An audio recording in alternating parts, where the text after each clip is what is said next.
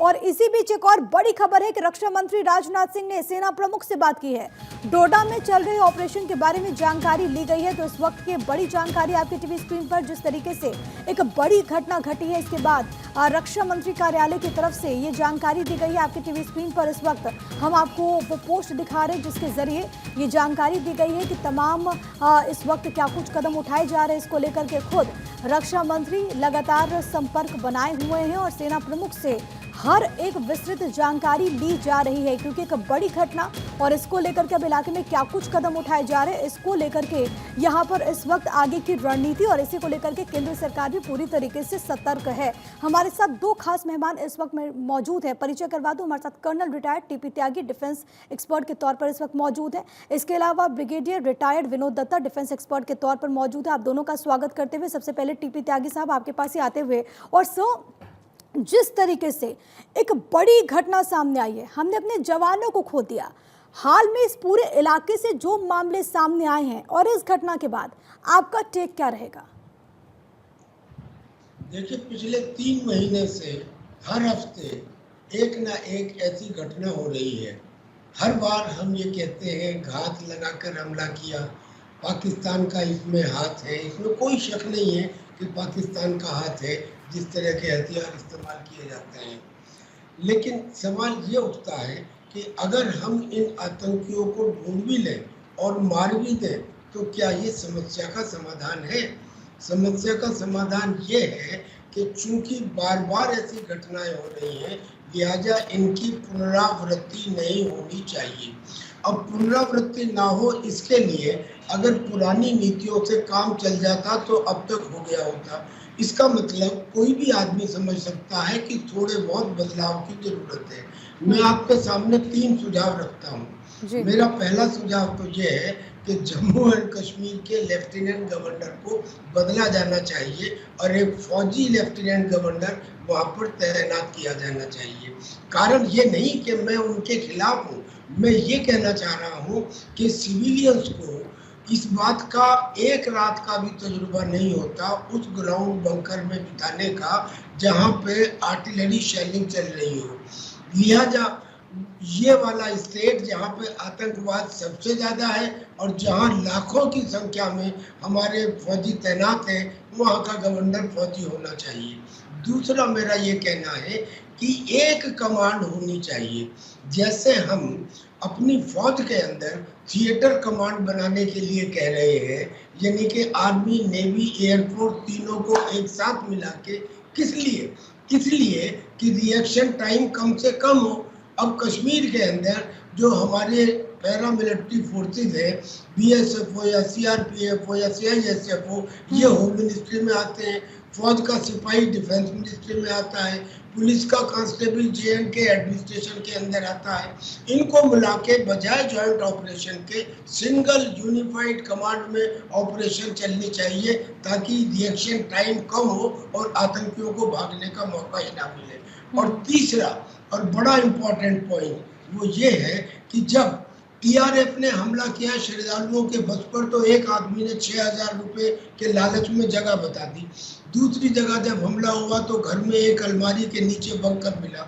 तीसरी जगह जब हमला हुआ तो एक लोकल गाइड ने कुछ पैसे लेके लोकेशन बता दी। यानी कि जो स्लीपिंग सेल है वो एक्टिव है। हमें स्लीपिंग सेल से शिकायत कम है। उन स्लीपिंग सेल का मनोबल बढ़ाने वाले, आतंकवाद और आतंकियों को दावत देने वाले अपरोक्ष रूप से जो पॉलिटिकल पैट्रोनेज है, उसके ऊपर शिकंजा कसा जाना चाहिए। अब मैं एक उदाहरण देता हूँ। कश्मीर के अंदर एक मेंबर ऑफ पार्लियामेंट है जो ये कहते हैं कि पाकिस्तान ने चूड़ियां नहीं पहन रखी। वो ये भी कहते हैं कि चाइना अगर हिंदुस्तान में आ जाए तो हमारे लिए ज्यादा अच्छा है। वो ये भी मजाक में खिल्ली उड़ाते हुए कहते हैं कि देख लो 370 हट गया। फिर त्यागी साहब, सवाल ये है कि क्या ऐसे मामलों को भी पॉलिटिसाइज करना चाहिए? क्या सियासी दल जो रोटियां सेकते हैं ऐसे मामलों में, जवानों की शहादत में भी, क्या उनको इससे बाज नहीं आना चाहिए? मैं लौटूंगी आपके पास। विनोद दत्ता साहब भी हमारे साथ मौजूद। और विनोद सर, आपसे मेरा सवाल, अभी मैं डेटा पढ़ रही थी, जम्मू में 78 दिन में 11 हमले हुए हैं और खुद अगर इस पूरे क्षेत्र की हम बात करें तो जो डेटा है वो ये कहता है कि 34 दिन में डोडा में इस पूरे इलाके की अगर मैं बात करूं तो यहाँ पर ये 5वीं आतंकी मुठभेड़ है। जम्मू प्रोविंस की अगर मैं बात करूं सर तो हाल के दिनों में इससे पहले अभी तो छुटपुट ऐसी जो घटना और उसके बाद जो बड़ी घटना भी सामने आ रही है, लेकिन इससे पहले जम्मू प्रोविंस से कम ऐसी खबरें सामने नहीं आती थी। कहा जाता था कि मिलिटेंसी यहाँ पर खात्मे की ओर है। अगर उस पूरे क्षेत्र में ऐसे मामले सामने आ रहे तो कितना चुनौतीपूर्ण है सेना के लिए? देखिए, ये काफी चिंता का विषय है और आपने ठीक कहा कि ये 11वां या 12वां अटैक है और इसके पीछे मेन मुद्दा ये है या मकसद है इन तंजीमों का कि जो इंतखाबात होने हैं, जो इलेक्शन होना है जम्मू और कश्मीर, कैसे उसको पोस्टपोन कराया जाए या कैसे उसको बाधित किया जाए या सरकार को इस बात पे सोचने पे मजबूर किया जाए कि इलेक्शंस को जो है उसको पोस्टपोन किया जाए और हालात जो है वो फेवरेबल नहीं है। लेकिन आपने ठीक कहा, क्योंकि जिस तरह से साउथवर्ड ये इंसर्जेंसी मूव हो रही है, डोडा, भद्रवा और ये सब जो एरिया से, यहाँ बहुत कम इस तरह की वारदातें देखने को मिलती थी। लेकिन भारतीय, देखिए, रियासी के अटैक होने के बाद अब करीब 3 महीना हो चला है और भारतीय जो सिक्योरिटी फोर्सेस है उनको अपना जो सिक्योरिटी ग्रिड है उसको और थोड़ा सा सघन करना चाहिए था। अपने जो सर्विलेंस एलिमेंट्स है उनको और थोड़ा से एक्टिव करना चाहिए था, क्योंकि इस तरह से अगर वारदातें बदस्तूर होती रही तो वहाँ के लोगों के मोराल पे भी फर्क पड़ेगा और जो तंजीमें हैं, ये दहशतगर्द जो ऑर्गेनाइजेशंस हैं या तंजीमें हैं, उनका मनोबल भी बढ़ता है।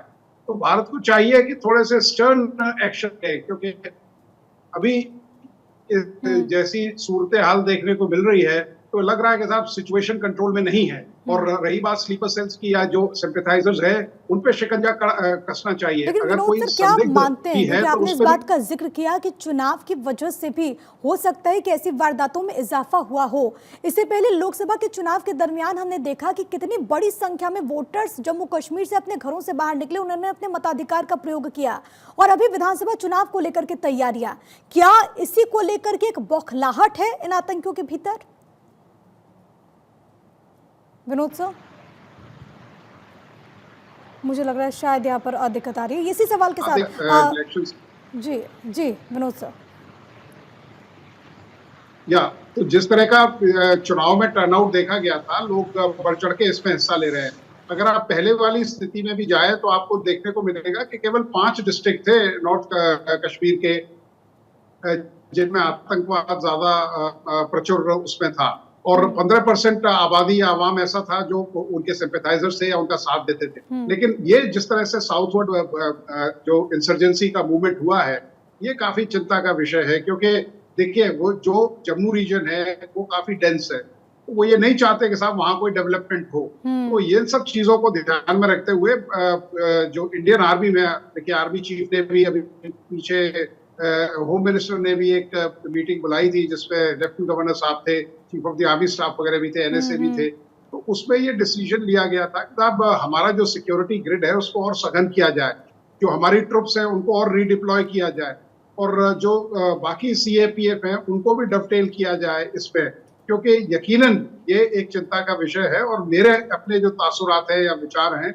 मुझे लगता है कि अभी सिचुएशन बिल्कुल फुल कंट्रोल में नहीं है। जहां तक चाहे वो जम्मू रीजन की बात हो, चाहे वो डोडा की बात हो, चाहे वो भद्रवा की बात हो, इसको लेकर के हमारी सरकार और वहां पर जो आर्मी है उसने रणनीतियां बनानी भी शुरू कर दी गई होगी उनकी तरफ से। और लगातार जो ग्राउंड जीरो से खबर है वो यही कि इस पूरे इलाके में सर्च ऑपरेशन भी चल रहा है। लेकिन त्यागी साहब, अभी आपने कुछ सुझाव दिए।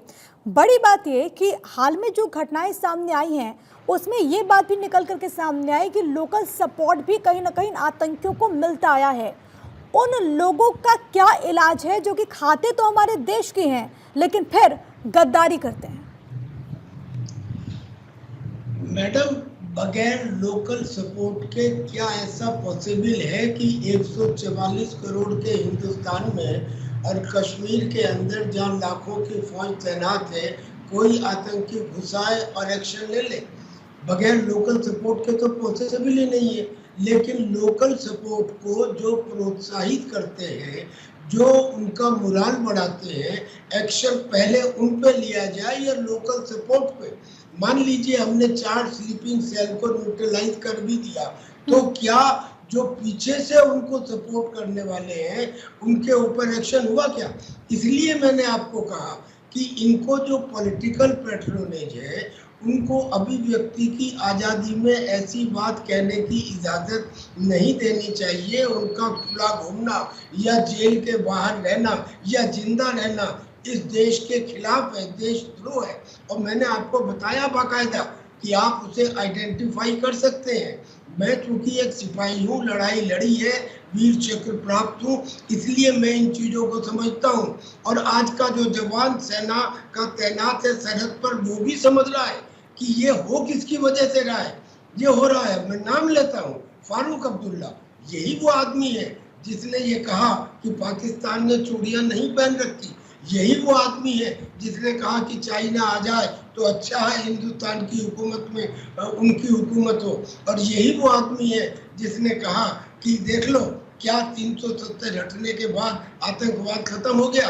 अगर एक भी स्टेटमेंट गलत हो तो मुझे बताइए, और अगर एक आदमी के खिलाफ आप एक्शन लेंगे तो बाकियों को इबरत हासिल होगी। मगर एक बात और, अगर पहली दफे हुआ होता तो मान लेते, बार बार हो रहा है। मैं वर्तमान सरकार की तारीफ करता हूं कि उन्होंने पिछली सरकारों के मुकाबले बहुत अच्छे काम किए हैं, लेकिन अब मेरे घर में आग लग जाए तो क्या मैं संविधान के कानून और नियमों को पढ़ूंगा? मुझे उस टाइम इमीडिएट एक्शन लेना होगा। अगर एक्शन इमीडिएट और इफेक्टिव नहीं हो तो उसका इफेक्ट कम हो जाता है।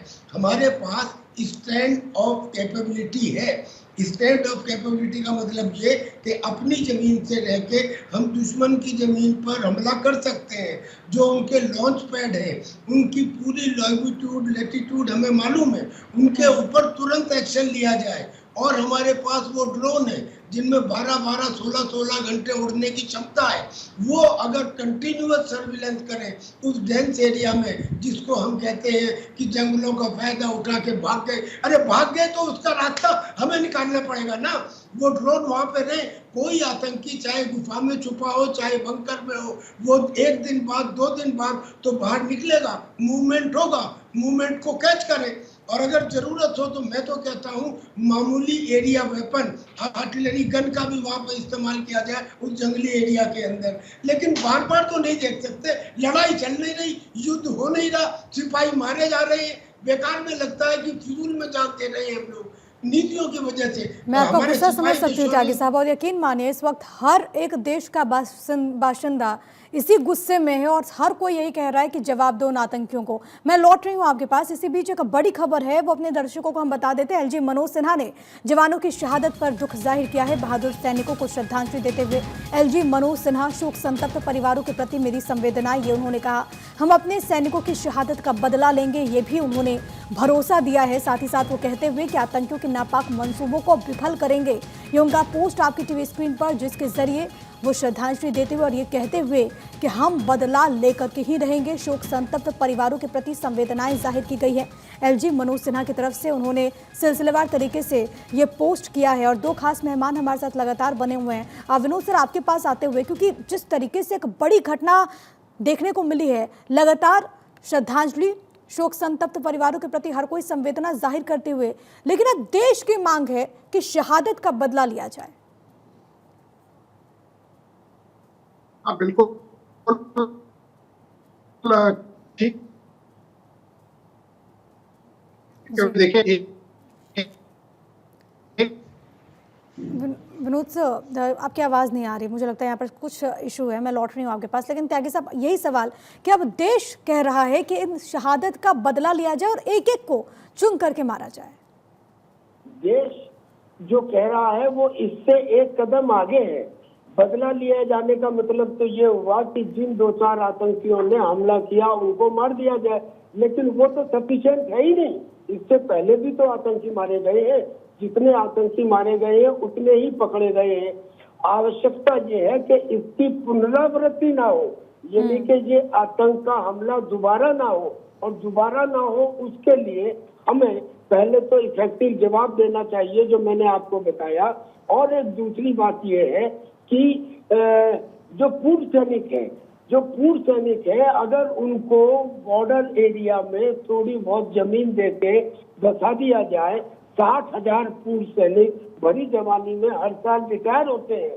तो फिर मजाल है कि कोई ड्रग स्मगलर या आतंकी घुसपैठ कर पाए। वो जो वहां पे बॉर्डर एरिया के ऊपर गांव में जिसमें ये स्लीपिंग सेल है, उनमें बहुत लोगों को आइडेंटिफाई किया गया, बहुत लोगों को पकड़ा गया, आतंकियों को भी पकड़ा गया। हमारी इंटेलिजेंस एजेंसी जो ये कहती है कि हम तो ये भी पता लगा लेते हैं कि दुश्मन के दिमाग में क्या चल रहा है। अरे भाई, अगर ये चल रहा है तो आप अगर एक आतंकी को जिंदे को पकड़ते हैं तो उससे 40 स्लीपिंग सेल का पता लगाया जा सकता है। आज तक कम से कम 80 से ज्यादा आतंकी जिंदे पकड़े गए हैं कश्मीर में या लखनऊ में या कहीं भी। उनसे आपको अब तक ये नहीं पता लगा। अगर एक इंसिडेंट एक दफा हुई होती आइसोलेटेड तो मान लेते, लेकिन हर हफ्ते पिछले 3 महीने से एक इंसिडेंट हो रही है, वो ही करीब करीब एरिया है, आप नहीं पता लगा पाए। अच्छा, कारण बताएंगे कि साहब कारण हो गया क्योंकि अमरनाथ यात्रा चल रही है, कारण हो गया कि चूंकि आतंकियों ने बैटलफील्ड बदल दिया, कारण हो गया कि चूंकि हमने यहाँ से ट्रूप्स निकाल के LAC पे चाइना बॉर्डर पे भेज दिए। भाई ये तो कारण है, कारण बताते रहिए, कारण समाधान तो नहीं है। कारण के बाद में अगर एक्शन ना लिया जाए, मैंने 4 सुझाव दिए आपको। लेफ्टिनेंट गवर्नर को बदला जाए, दूसरा मैंने सुझाव दिया यूनिफाइड कमांडो, तीसरा मैंने सुझाव दिया फारूक अब्दुल्ला को। आप कह रहे हैं कि ओवरऑल पूरी रणनीतियों में परिवर्तन लाना होगा। विनोद दत्ता सर, ठीक है, विनोद सर आपके पास आते हुए आपको क्या लगता है और प्लान ऑफ एक्शन आपके हिसाब से, हालांकि सेना पूरी तरीके से जानती है कि उसका अगला कदम क्या होगा, वो वहां पर काम भी कर रही है, लेकिन आप क्योंकि बहुत अच्छे तरीके से तमाम चीजों को समझते हैं, बतौर डिफेंस एक्सपर्ट आपको क्या लगता है कि अगला प्लान ऑफ एक्शन क्या हो सकता है? देखिए, यहाँ एक ही है, जैसे कर्नल साहब आया कि जब तक भारत एक और ये देश के जो नागरिक हैं, जो सरकारें हैं, जो लोग हुकूमत में बैठे हैं, वो अपना उत्तरदायित्व तो नहीं दे रहे हैं। आपके पास इस तरह का असला है, आपके पास इस तरह का इंफ्रास्ट्रक्चर है, आपके पास जो नहीं है वो है पॉलिटिकल विल। अगर आपको पता लगता है कि फलानी तंजीम ने किया है, आजकल पूरे दुनिया में बैठ के आप पता लगा सकते हैं कि कहां से ये आदेश आ रहे हैं, कहां से इसको ऑपरेट किया जा रहा है। इमीडिएटली आपको रिटेलिएट करना चाहिए और उन सब जो भी उनके ट्रेनिंग सेंटर्स हैं, जो भी उनके मरकज हैं, जो सेंटर्स हैं, उन पे हमें अटैक करना चाहिए। विकल्प क्या है? नहीं, विकल्प तो यही है, जब तक आप अग्रेसिव डिफेंस नहीं अख्तियार करेंगे, आप अग्रेसिव पोस्चर नहीं अख्तियार करेंगे, इनके हौसले ऐसे ही बुलंद होते जाएंगे। जब आपको पता लगता है कि किस तरह से इंडिया रिटेलिएट करेगा। आप देखिए इजराइल हमास का आप युद्ध देखिए, कैसे इजराइल जुझारू देश की तरह लड़ रहा है, पूरा विश्व समुदाय उसके खिलाफ है, लेकिन फिर भी अपने वजूद के लिए लड़ रहा है, और हम तो कहीं ज्यादा ताकतवर है उनसे। ठीक है, जड़ से समाप्त करना होगा, जड़ से समाप्त करना होगा। आप दोनों का बहुत धन्यवाद हमारे साथ जुड़ने के लिए और भारत 24 के दर्शकों के साथ ये जानकारी साझा करने के लिए बहुत शुक्रिया आप सभी का।